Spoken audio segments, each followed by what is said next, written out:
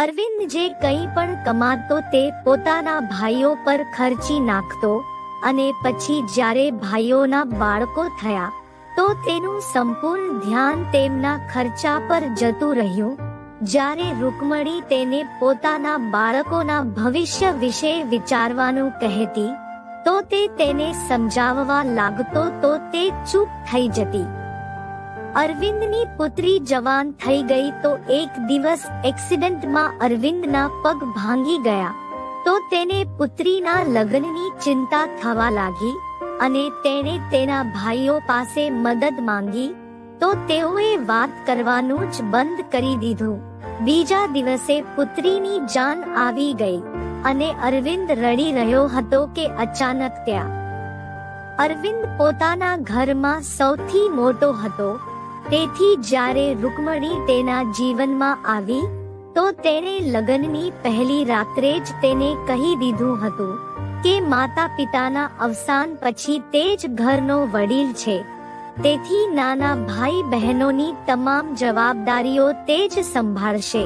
ખબરદાર, જો તે ક્યારે મને મારા ભાઈ બહેનોની ખિલાફ કરવાની કોશિશ પણ કરી તો રૂકમણીએ અરવિંદના કઠોર વર્તન પર ચૂપ રહેવાનું જ યોગ્ય માન્યું. લગ્નના થોડા દિવસો પણ તેના સારા નહોતા વીત્યા. તેના સાસુ સસરાનું અવસાન થઈ ગયું હતું. અરવિંદથી નાનો ભાઈ જોબ કરતો હતો, પરંતુ બાકીના ભાઈ બહેનો કોઈ કોલેજમાં હતું તો કોઈ સ્કૂલમાં. ઘરનો તમામ ખર્ચ અરવિંદ પર હતો. તેઓ 6 ભાઈ બહેન હતા. 5 ભાઈઓ હતા અને એક જ બહેન હતી, તે પણ ખૂબ તોફાની હતી. બધા ભાઈ બહેન અરવિંદને મોટા ભાઈ કહેતા હતા અને કહેતા કે તમે જ અમારા પિતાની જગ્યાએ છો. રૂકમણીની ખૂબ ઈચ્છા હતી કે તે પણ નાના દેર અને નણંદ સાથે પ્રેમથી રહે, પરંતુ તેઓ ભાભીનું માન નહોતા રાખતા. લગ્નના ચોથા દિવસે જ આખા ઘરના કામકાજની જવાબદારી રૂકમણીના ખભા પર આવી ગઈ હતી.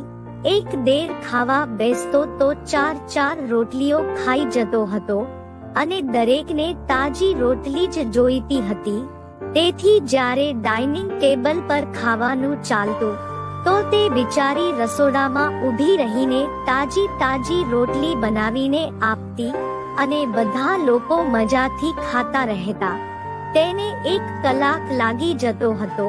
ત્યાં સુધી રોટલી પૂરી થવાનું નામ જ નહોતી લેતી. જ્યારે બધા ખાવાનું ખાઈને ઊભા થતા ત્યાં સુધીમાં તેની ભૂખ જ મરી જતી. સ્ટવની સામે આખા ઘર માટે રોટલીઓ બનાવીને તે બેહાલ થઈ જતી હતી. પરંતુ નણંદને એટલો પણ ખ્યાલ નહોતો આવતો કે ભાભીને કામમાં થોડી મદદ કરાવે. પછી બધા દેરોના કપડાં ખૂબ જ મેલા હોતા. કોઈ ફૂટબોલ રમતું હતું, કોઈ ક્રિકેટ રમતું હતું, તેથી કપડાં પર માટીના ડાઘા પડેલા હોતા. જ્યારે તે કપડાં ધોવા બેસતી તો બ્રશ ઘસીને થાકી જતી હતી, પરંતુ અરવિંદને કોઈ પણ અહેસાસ નહોતો. રાત્રે જ્યારે તે તમામ કામ પતાવીને પલંગ પર આવીને આડી પડતી તો તેની પીઠમાં દુખાવો થવા લાગતો. એ વખતે રૂકમણીની એવી હાલત હોતી કે આડી પડીને બસ સૂઈ જાય, પરંતુ અરવિંદે તેની સામે ગુસ્સાથી જોતો અને કહેતો કે એવા પણ કયા પહાડો તોડી નાખ્યા છે અમે તારી પર કે તું ફ્રી જ નથી થતી. તારી પાસે તો મારા માટે સમય જ નથી હોતો. બસ એવું સાબિત કરવા માંગે છે કે કામ ઘણું વધારે છે અને તારાથી થતું નથી. એટલી ઢીલી છે તું કે એક કામમાં કલાક લગાવી દે છે. રાતના 12 વાગી રહ્યા છે. તને પતિનો જરાય અહેસાસ નથી. મારે સવારે ઓફિસે જવાનું હોય છે અને આ સમયે મને તારી જરૂર હોય છે, પરંતુ તું મને મળતી નથી. કદાચ આ બધું કરીને તું એ સાબિત કરવા માંગે છે કે તું મારા ભાઈ બહેનોને ખવડાવી રહી છે, પીવડાવી રહી છે, તેમના કપડાં ધોઈ રહી છે. તેમનું કામ કરે છે, એટલે જ તારી પાસે મારા માટે સમય નથી. રૂકમણી કહેવા લાગી, અરવિંદ, તમે ખોટું વિચારી રહ્યા છો. હું પણ માણસ છું, કોઈ 24 કલાકની મશીન તો નથી. તમારી બહેન એકદમ જવાન છે અને તમે તેના માટે સંબંધ પણ શોધી રહ્યા છો, પરંતુ મજાલ છે કે તે કોઈ એક કામમાં પણ મદદ કરાવે. હું એકલી શું કરું? અને તમારો એ પણ આદેશ કે રાત્રે રસોડામાં એક પણ વાસણ ધોયા વગરનું પડેલું ના હોય. આખું રસોડું સાફ કાચની જેમ ચોખ્ખું કર્યા પછી તું રૂમમાં આવવાનું રાખ. તો સ્વાભાવિક વાત છે કે કામ કરવામાં ટાઈમ તો લાગે. સવારથી ઉઠું છું, બધા માટે નાસ્તો બનાવું છું, પછી બપોરનું જમવાનું, ત્યાર પછી સાંજની ચા અલગ, રાતનું જમવાનું અલગ, સાફ સફાઈ, કપડાં ધોવા. હું કોઈ રોબોટ તો નથી. આટલું કહેવું હતું કે એક જોરદાર થપ્પડ અરવિંદે રૂકમણીના ગાલ પર માર્યો. તે તો આશ્ચર્ય અને નવાઈ સાથે તેના ચહેરા તરફ જોવા લાગી. તેને ખૂબ જ અફસોસ થયો હતો કે અરવિંદ તેની વાત સમજીને તેનો અહેસાસ કરવાને બદલે તેણે તો તેના ગાલ પર થપ્પડ મારી દીધો હતો. તે કહેવા લાગ્યો, બહુ જીભ ચાલે છે તારી. તને મેં પહેલેથી જ કહી દીધું છે કે મને મારા ભાઈ બહેનોની વિરુદ્ધ ના કરતી. બિચારા અનાથ છે. મને ભાઈ તરીકે ઓછો અને પિતા તરીકે વધુ માને છે. તેથી હું તો તેમના લાડ ચોક્કસપણે ઉઠાવીશ. તે કહેવા લાગી, તો પછી કોઈ નોકરાણી રાખી લો. તમારી પાસે ઘણા પૈસા છે. તમારા ભાઈ બહેનોને તમે સારું ખાવાનું અને ખર્ચો આપો છો, પરંતુ તમને ક્યારે આવું ના થયું કે પત્નીના હાથમાં પણ પૈસા આપવા જોઈએ? જો તમારા દિલમાં પત્ની પ્રત્યે કોઈ ચાહત જ નહોતી, ફક્ત ભાઈ બહેન માટે હતી, તો પછી લગ્ન જ શા માટે કર્યા? ત્યાર પછી તે કહેવા લાગી, હું સવારે જ પોતાના ઘરે જતી રહીશ. મારી 2 રોટલીઓ મારા માતા પિતાને ભારે નહીં પડે. તે કહેવા લાગ્યો, ઠીક છે, નીકળી જજે, અને એ વિચારીને જજે કે હું તને મનાવીને પાછી નહીં લાવું. જ્યારે તારી ઈચ્છા હોય ત્યારે પાછી આવજે. તેણે કહ્યું, ઠીક છે, હું જતી રહીશ, ત્યારે જ તમને મારી કદર થશે. આટલું કહીને તે આડી પડીને રડતી રહી. પરંતુ અરવિંદને પોતાના વર્તનનો અહેસાસ પણ નહોતો કે તેણે તેની પત્ની સાથે કેવો વ્યવહાર કર્યો છે. સવારે ઉઠીને રૂકમણીએ પોતાની બેગમાં કપડાં નાખ્યા અને જેવી જ બેગ બહાર કાઢી તો દેરો અને નણંદ તેને જોઈને વિચિત્ર રીતે હસવા લાગ્યા. કદાચ રાત વાળો થપ્પડ બહાર ઊભા રહીને બધા સાંભળી રહ્યા હતા. એ બંને વચ્ચે થયેલો ઝઘડો પણ બધાએ સાંભળી લીધો હતો. તેથી દરેકના ચહેરા પર એક વિચિત્ર સ્મિત છવાયેલું હતું. રૂકમણી પોતાના આંસુ ગળીને પોતાનો સામાન લઈને બહાર નીકળી ગઈ.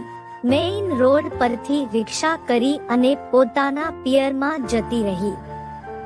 માએ જ્યારે પુત્રીને આ રીતે રડતી જોઈ તો કારણ પૂછવા લાગી. તે કહેવા લાગી કે તેઓ તો મને મફતની નોકરાણી સમજવા લાગ્યા છે. હું તેમના કામ કરીને થાકી ગઈ છું, પરંતુ તે આદમીને તો મારો અહેસાસ પણ નથી. લગ્નના 3 મહિના વીતી ગયા છે, પરંતુ આજ સુધી એ આદમીએ મારી સાથે હસીને વાત નથી કરી અને પોતાના ભાઈ બહેનો સાથે હસે છે અને વાતો કરે છે.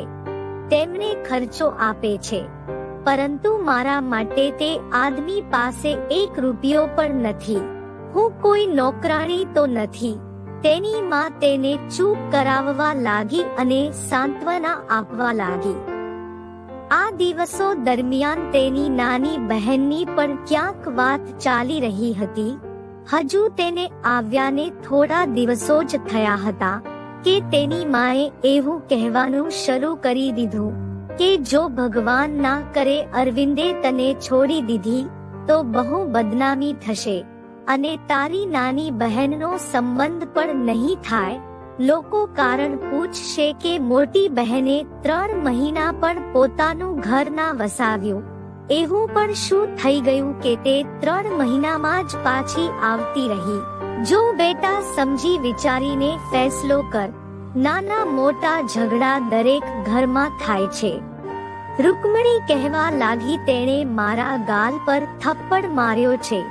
માં, જો હું થપ્પડ સહન કરી લઈશ તો પછી તો તે મારો ખબર નહીં કેવો હાલ કરશે. રૂકમણીની માં તેને સમજાવવા લાગી કે પુરુષો આવા જ હોય છે, ગુસ્સામાં થપ્પડ મારી દે છે. આટલી જ વાતમાં જો તું છૂટાછેડા લઈને ઘરે બેસી જઈશ તો તું જ વિચાર તારી બાકીની બહેનોનું શું થશે.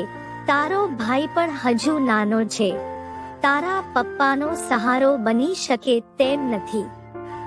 તું જાણે છે કે અમે તારા લગ્ન કેટલી મુશ્કેલીથી કર્યા છે અને બીજી પુત્રીના પણ કરવાના છે. અમે વહેલામાં વહેલી તકે તારી બહેનોની જવાબદારીઓમાંથી મુક્ત થવા માંગીએ છીએ. પણ જો તું ઘરે આવીને બેસી જઈશ તો તારી નાની બહેનોને પણ કોઈ નહીં પૂછે. સારી રીતે વિચારી લે કે તારે શું કરવાનું છે. રૂકમણી તો પોતાના ભાગ્ય પર રડવા લાગી હતી. જાણતી હતી કે જો તે હવે પાછી જશે તો તેની સાથે વધુ ખરાબ વર્તન કરવામાં આવશે. આ દિવસો દરમિયાન તેની તબિયત ખરાબ થઈ ગઈ. તેની માં તેને ડોક્ટર પાસે લઈ ગઈ તો ડોક્ટરે કહ્યું કે તે પ્રેગ્નેન્ટ છે. આ વાત સાંભળીને તેની માં કહેવા લાગી કે જો બેટા તું એકલી નથી, જો તું તારા પતિને છૂટાછેડા આપી દઈશ તો અમે તારું ક્યાંક બીજે ઘર વસાવી દઈશું. તારી સાથે હવે તેનું બાળક પણ છે. જો બાળકનો જન્મ થઈ ગયો અને તારા પતિએ બાળકને લેવાની ના પાડી દીધી તો વિચાર પછી શું થશે. કોઈ પણ બીજાના બાળકને નથી ઉછેરતો, તેથી સમજી વિચારીને નિર્ણય લેજે. રૂકમણીએ હાર સ્વીકારીને અરવિંદને ફોન કર્યો હતો.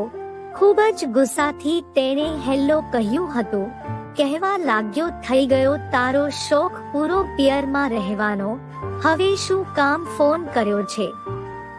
તે કહેવા લાગી, અરવિંદ આપણે માતા પિતા બનવાના છીએ.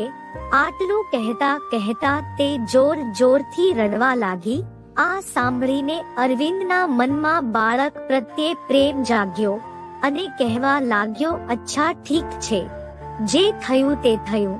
હું રાત્રે તને લેવા આવી જઈશ, પરંતુ તારા ઘરની અંદર નહીં આવું, તું બહાર આવી જજે. તેણે કહ્યું ઠીક છે. તેણે પોતાનો સામાન પેક કરી લીધો. તેની માએ તેને આશીર્વાદ આપ્યા અને એ પણ સમજાવ્યું કે જ્યારે અરવિંદને ગુસ્સો આવે તો તું ચૂપ રહેજે, નહીં તો પુરુષનો હાથ ઉઠતો જ રહે છે. રૂકમણી પોતાના બાળકના કારણે પાછી આવી હતી, પણ દેરો અને નણંદ વધુ માથે ચડી ગયા હતા. અરવિંદ તેને ડોક્ટર પાસે લઈ ગયો. ડોક્ટરે કડક રીતે વધુ કામ કરવાની ના પાડી દીધી તો અરવિંદે એક નોકરાણી રાખી લીધી. આ જોઈને તેની નણંદ અને દેરોને ખૂબ ગુસ્સો આવ્યો હતો કે હવે તો ભાઈનું બધું ધ્યાન પોતાના બાળક તરફ અને પત્ની તરફ રહેશે અને તે તો આપણને પૂછશે પણ નહીં. તેથી બધા ભાઈ બહેનો જાણી જોઈને અરવિંદથી નારાજ રહેવા લાગ્યા. તેણે મહેસૂસ કર્યું કે તેના ભાઈ બહેન જ્યાં તે બેસે છે ત્યાંથી ઊભા થઈને જતા રહે છે અને તેની સાથે સીધી રીતે વાત પણ નથી કરતા. તો તેને લાગ્યું કદાચ આમાં પણ રૂકમણીની જ કોઈ ભૂલ હશે. જો કે સાફ સફાઈ અને કપડા માટે તો અરવિંદે નોકરાણી રાખી લીધી હતી, પરંતુ ખાવાનું અને રસોડાના વાસણો વગેરેનું કામ રૂકમણી જ કરતી હતી. એકવાર અરવિંદે બધા ભાઈ બહેનને બેસાડીને કારણ પૂછ્યું કે તેઓ કેમ તેની સાથે સરખી રીતે વાત નથી કરતા, તો તેઓ કહેવા લાગ્યા કે હવે તમારું પોતાનું બાળક થઈ જશે, તેથી તે સમયે અમને ખૂબ જ દુઃખ થશે. અમે ઈચ્છીએ છીએ કે અમે પહેલેથી જ પોતપોતાના વિશે વિચારવાનું શરૂ કરી દઈએ. અરવિંદે બધા ભાઈ બહેનને ગળે લગાવ્યા અને કહ્યું કે તમે લોકો મારા દિલમાં છો. હું મારા બાળકને ક્યારે પણ તમારું સ્થાન નહીં આપું. તેથી તમે લોકો ક્યારે એવું ના સમજતા કે મને બાળક થશે તો હું તમારા લોકોથી દૂર થઈ જઈશ. આ દિવસોમાં તેની બહેનનો સંબંધ પણ આવી ગયો અને તેણે પોતાની બહેનના લગ્ન કરાવી દીધા અને બીજા ભાઈની પણ પત્ની આવી ગઈ. પરંતુ જેવી જ બીજા ભાઈની પત્ની આવી તો તેણે પોતાના રંગ બતાવવાના શરૂ કરી દીધા. રૂકમણીએ પહેલા દીકરીને જન્મ આપ્યો હતો, પરંતુ તેના જન્મથી અરવિંદને એટલી ખુશી નહોતી, કારણ કે તે ઈચ્છતો હતો કે તેમના ઘરે પુત્રનો જન્મ થાય.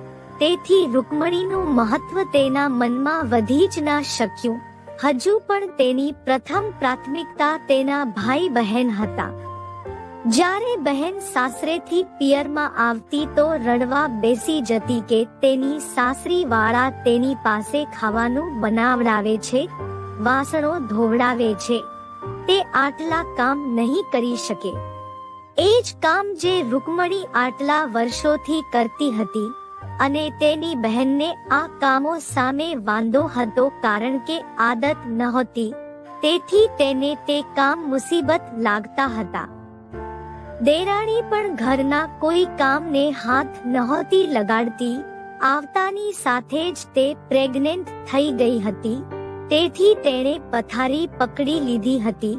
રૂકમણીની પુત્રી એ સમયે નાની હતી, પરંતુ તેમ છતાં પણ ઘરનું બધું કામ તે કરી રહી હતી. ઉપરથી દેરાણીની જવાબદારી પણ અરવિંદે તેના પર નાખી દીધી હતી. કહેવા લાગ્યો, રોહનની પત્ની પ્રેગ્નેન્ટ છે અને ડોક્ટરે બેડ રેસ્ટ કરવાની સલાહ આપી છે. રૂકમણી કહેવા લાગી, મને પણ ડોક્ટરે બેડ રેસ્ટની સલાહ આપી હતી, તેમ છતાં પણ હું ખાવાનું બનાવતી હતી. તે કહેવા લાગ્યો, એનો બદલો હવે તું તેની પાસે લઈશ. જો તું બાકીના બધા માટે રોટલી બનાવે છે તો 2 રોટલી તું પોતાની દેરાણીને બનાવીને ના ખવડાવી શકો. તે કહેવા લાગી કે દરરોજ તો તમારી બહેન પિયરમાં આવેલી હોય છે, તેની પણ 2 રોટલી મારા માથે હોય છે. હું શું કરું? અરવિંદ, તમને હું અને મારી બાળકી દેખાતા કેમ નથી? આટલું કહેવું હતું કે અરવિંદને ફરી ગુસ્સો આવવા લાગ્યો અને કહેવા લાગ્યો, ખબર નહીં તને શું પ્રોબ્લેમ છે? તું આખો દિવસ મારા ભાઈ બહેનની પાછળ પડેલી રહે છે. આજ પછી ના તો તું મારી જવાબદારી છે કે ના આ બાળકી? તું પોતે જ ઉછેર કર આનો. આટલું કહીને તે રૂમમાંથી બહાર નીકળી ગયો અને દેરાણી માટે એક નોકરાણી રાખી દીધી. દરરોજ તેના ભાઈઓ અરવિંદની ચાપલુસી કરતા રહેતા હતા અને પૈસા પડાવતા રહેતા હતા. હજુ વર્ષ પણ નહોતું થયું કે દેરાણી અલગ ઘરની ડિમાન્ડ કરવા લાગી.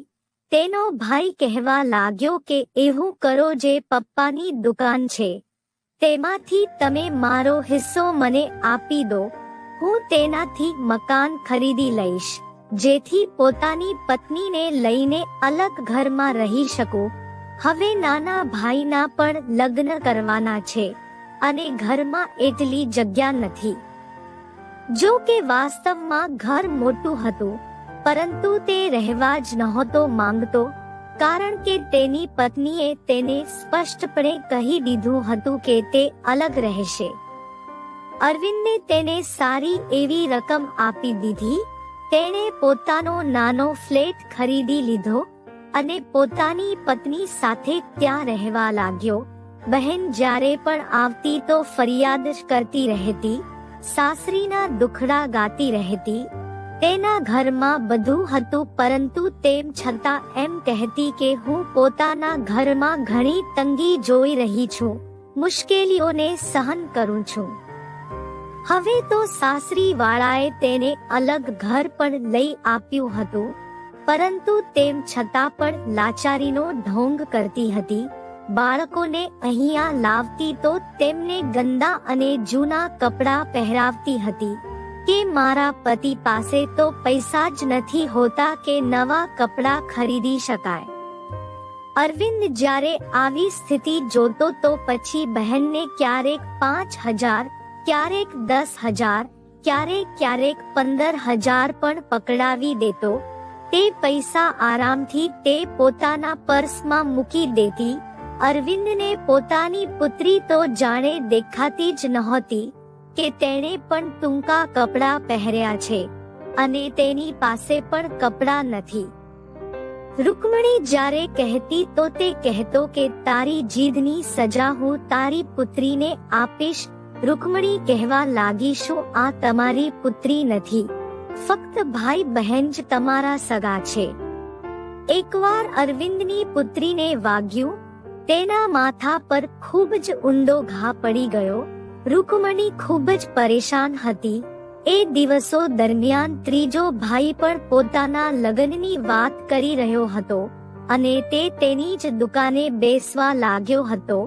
અરવિંદ તેના લગ્ન માટે પૈસા ભેગા કરી રહ્યો હતો. ઘરમાં બીજા 2 નાના ભાઈઓ પણ હતા, જેઓ યુનિવર્સિટીમાં ભણતા હતા. પરંતુ જ્યારે રૂકમણીએ કહ્યું કે તેનું માથું ફૂટી ગયું છે, તેને ડોક્ટર પાસે લઈ જવાની છે, તો દેરોએ સ્પષ્ટ ના પાડી દીધી. કહેવા લાગ્યા કે અમારી પાસે સમય નથી, અમે અમારા મિત્રો સાથે અભ્યાસ કરવા જઈ રહ્યા છીએ. આટલું કહીને તેઓ ઘરેથી નીકળી ગયા. એ બંને જોડિયા ભાઈઓ હતા. રૂકમણીએ અરવિંદને ફોન કર્યો તો તે કહેવા લાગ્યો કે તું પોતે નથી લઈ જઈ શકતી, આંધળી છે કે શું? હું કામ કરું કે પછી ત્યાં આવીને તારી પુત્રીને જોતો રહું? રૂકમણી રડતા રડતા પોતે જ કોઈક રીતે તેને ડોક્ટર પાસે લઈ ગઈ હતી. પુત્રીના માથામાં 4 ટાંકા આવ્યા હતા. તે રડી રહી હતી. અરવિંદે જ્યારે ઘરે આવીને પુત્રીની હાલત જોઈ તો તેનું મન થોડું ઠંડુ પડ્યું. પછી તેને પોતાના ખોળામાં લઈને વહાલ કરવા લાગ્યો, ચૂમવા લાગ્યો. તે પણ પપ્પા પપ્પા કહીને રડી રહી હતી. ત્રીજા દેરના જ્યારે લગ્ન થવાના હતા તો તેણે પહેલેથી જ સ્પષ્ટ કહી દીધું હતું કે તે લગ્ન પછી તરત જ અલગ થઈ જશે, કારણ કે તેની પત્ની મોડર્ન જમાનાની છે અને તેને જોઈન્ટ ફેમિલી પસંદ નથી, જેની વ્યવસ્થા પણ અરવિંદને કરવી પડી. ત્રીજા દેરના લગ્ન થતાં જ તે અલગ ઘરમાં જતો રહ્યો હતો. પરંતુ જ્યારે પણ તેને પૈસાની જરૂર પડતી તો અરવિંદ પાસે આવી જતો. તે ક્યારેક 10,000 તો ક્યારેક 20,000 તેને આપી દેતો. ચોથા ભાઈએ નોકરી શરૂ કરી દીધી હતી. જ્યારે તેના લગ્નનો વારો આવ્યો તો તેણે કહ્યું કે તે લવ મેરેજ કરશે. તેને તેની ફ્રેન્ડ ગમતી હતી અને તે તેની સાથે જ લગ્ન કરશે. પરંતુ જેવા જ તેના લગ્ન થયા તો તેણે કહ્યું કે ઘરની વહેંચણી કરીએ. ત્રણેય ભાઈઓ અરવિંદની સામે ઘરના ભાગલાની વાત કરી રહ્યા હતા. તે સમયે અરવિંદની પુત્રી 11 થી 12 વર્ષની હતી અને પુત્ર પણ 6 વર્ષનો હતો. અરવિંદ કહેવા લાગ્યો કે ઘરના ભાગલા પાડવાની એવી પણ શું જરૂર છે?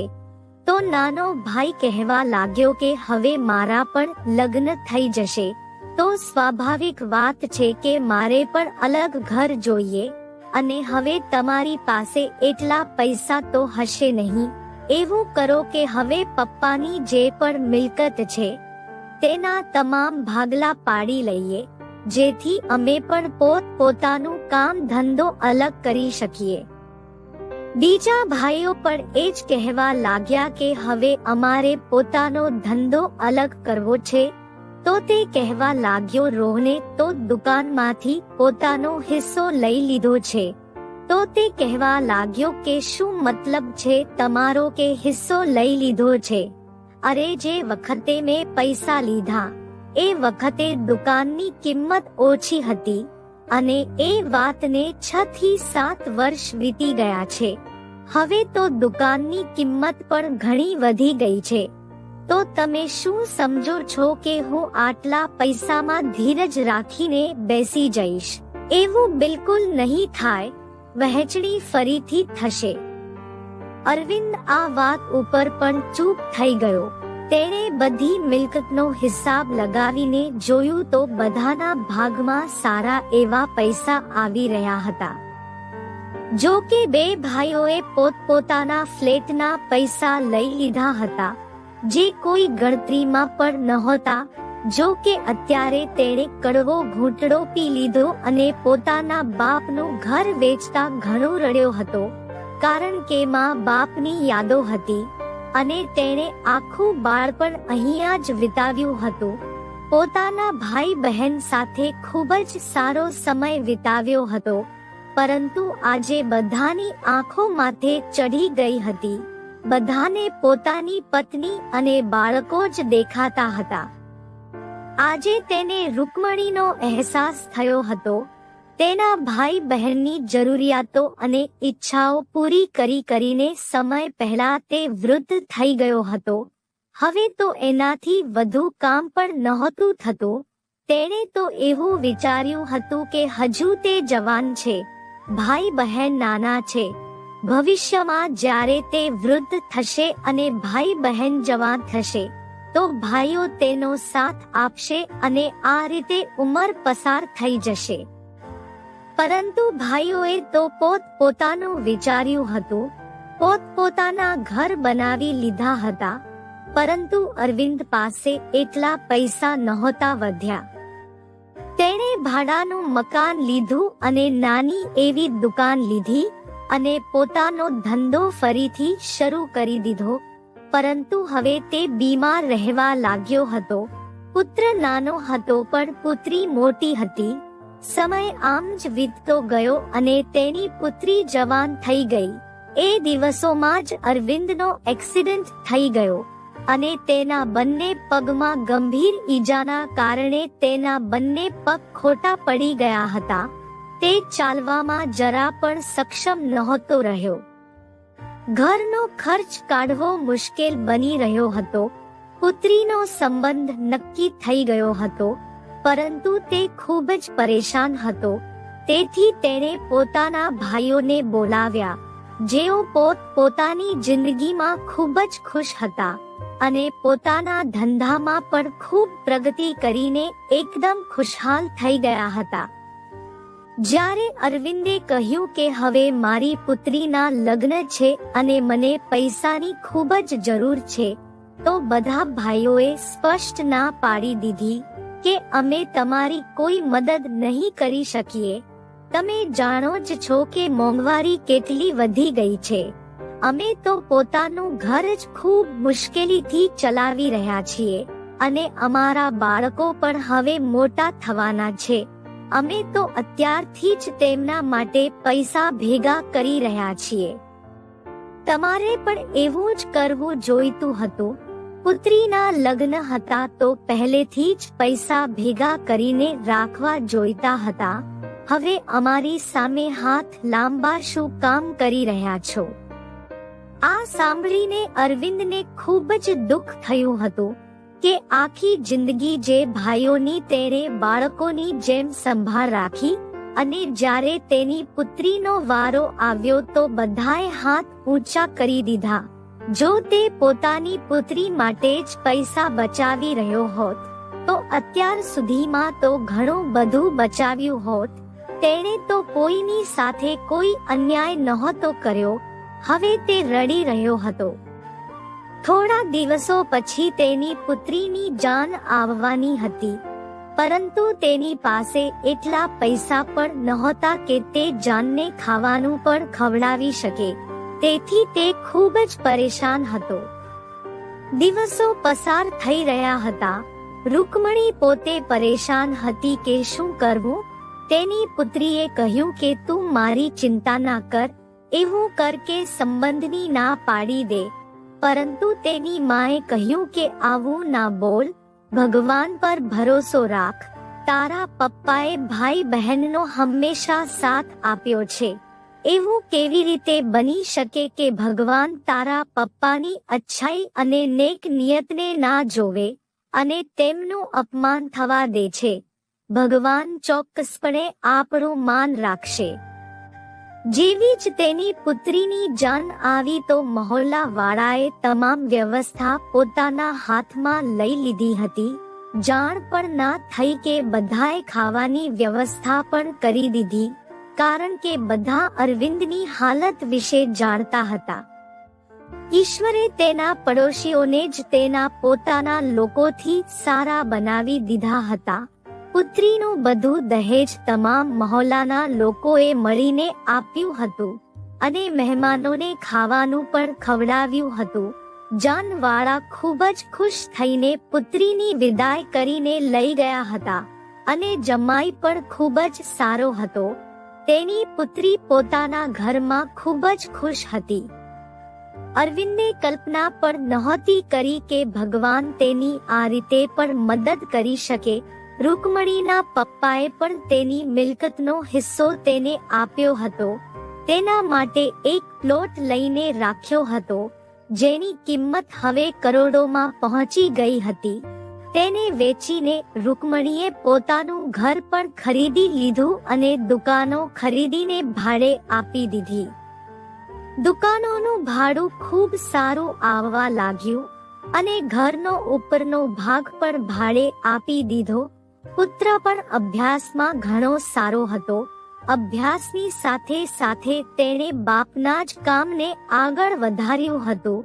જ્યારે કોલેજથી પાછો આવતો તો પોતાના પિતાની દુકાને બેસતો. અરવિંદ હવે રૂકમણી પાસે વારંવાર માફી માંગતો હતો. તેણે હંમેશા પોતાના ભાઈ બહેનની ખાતર તેની સાથે અત્યાચાર કર્યો હતો, પરંતુ મુશ્કેલ સમયમાં તેણે જ તેનો સાથ આપ્યો. જ્યારે કોઈ નહોતું ત્યારે રૂકમણી જ હતી જે તેનું ધ્યાન રાખતી હતી. તો મિત્રો, અંતે હું બસ તમને લોકોને એટલું જ કહેવા માંગુ છું કે ભાઈ બહેનના પ્રેમમાં પત્ની સાથે અત્યાચાર ના કરવો જોઈએ, કારણ કે તે તમારા સુખની સાથે સાથે દુઃખની પણ સાથી હોય છે અને દુઃખમાં તે સાથ આપે છે. હું એમ નથી કહેતી કે ભાઈ બહેનને પ્રેમ ના કરો, તેમના ખર્ચાઓ ના ઉઠાવો, બધું કરો, પણ આંખો ખોલીને અને પોતાની પત્નીની જરૂરિયાતોને જરૂર પૂરી કરો.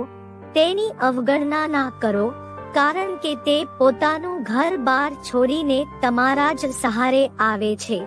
જ્યારે તમે જ તેની અવગણના કરશો તો તે કોના સહારે સાસરીમાં રહેશે? તમે ઈચ્છો છો કે તે તમારા પરિવારની સેવા કરે, તેમનું કામ કરે અને સાથે તમારી ઈચ્છા પણ પૂરી કરે. તે પણ એક માણસ છે, કોઈ મશીન નહીં કે જેને તમે જ્યારે કહો ત્યારે ઊભી થાય અને જ્યારે તેને કહો ત્યારે સૂવે. ફક્ત તમારી મરજી મુજબ જ ચાલે. અરે, તેની પણ કોઈ જિંદગી અને ઈચ્છાઓ હોય છે. એક સારા પતિએ આ બધી વાતો સમજવી જોઈએ, તો જ ઘર પરિવાર સારી રીતે ચાલે છે. તો દોસ્તો, આ વાર્તા તમને કેવી લાગી કોમેન્ટ કરીને જરૂર જણાવો. પસંદ આવી હોય તો પ્લીઝ લાઈક કરો. ચેનલ પર નવા હોવ તો ચેનલને સબસ્ક્રાઇબ કરો અને હા, નોટિફિકેશન બેલને જરૂર દબાવો, જેથી આગલી અપડેટ સૌથી પહેલા તમને મળે.